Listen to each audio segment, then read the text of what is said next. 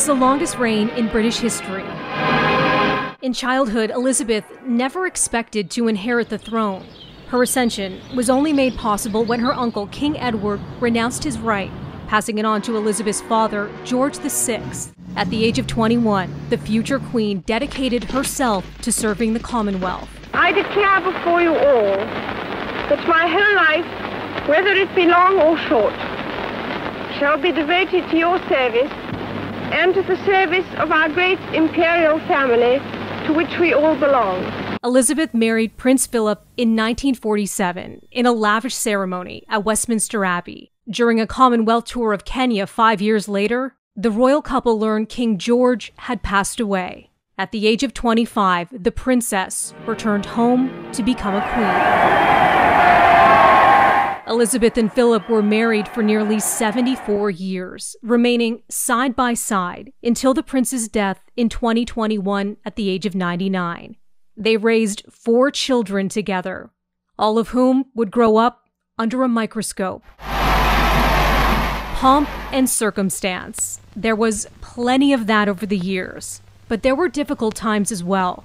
1992 is not a year on which I shall look back with undiluted pleasure.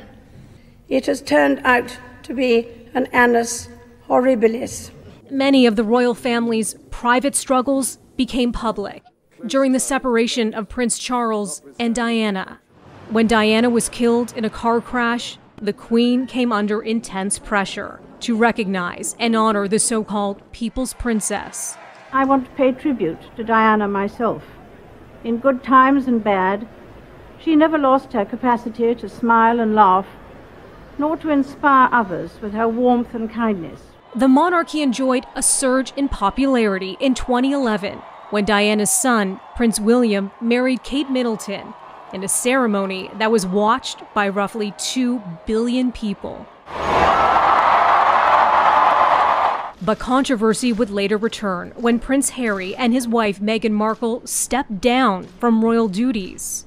Accusations of racism and discrimination within the royal family would soon surface. At the same time, dark shadows grew around the Queen's 3rd child, Prince Andrew, and his alleged connections to convicted sex offender Jeffrey Epstein.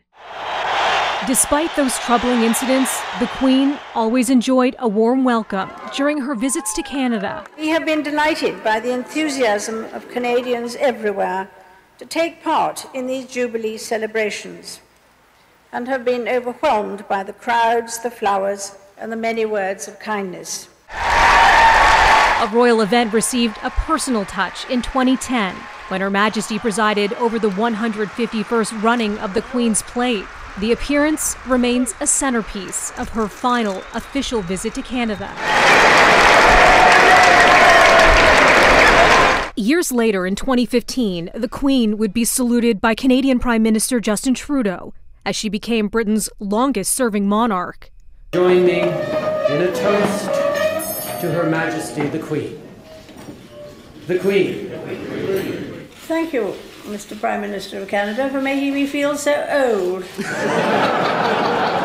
Elizabeth's lengthy reign was celebrated again in 2022, when she marked 7 decades on the throne. Health and mobility issues prevented the Queen from fully participating in Platinum Jubilee events, but a surprise appearance on the balcony at Buckingham Palace left little doubt about where she stood in the hearts of the British public.